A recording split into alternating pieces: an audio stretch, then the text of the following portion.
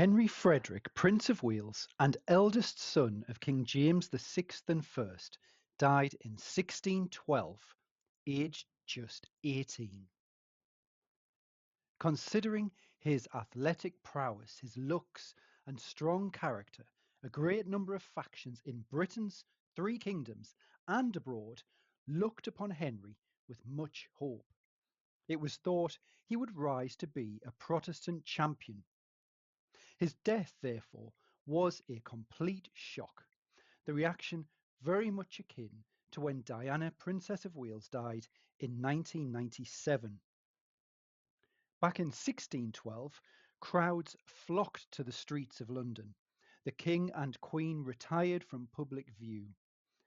Public grief, one contemporary noted, was expressed by women and children, the likes of which he'd never seen before. A streaker even broke into St. James's Palace, declaring himself the ghost of the dead prince and drawing thousands of curious spectators. The funeral procession wound its way through central London, with Henry's younger brother, Prince Charles, as chief mourner. Charles was 11 years old, akin to Prince Harry. When aged 12, he walked behind his mother's coffin in 1997. Henry had been called Heaven and Earth's Delight.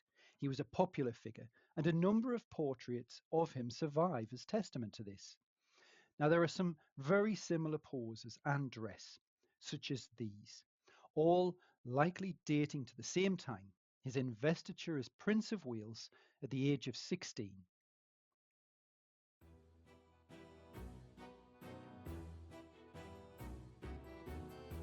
But one in particular, which hangs at Audley End House in Essex, has a secret.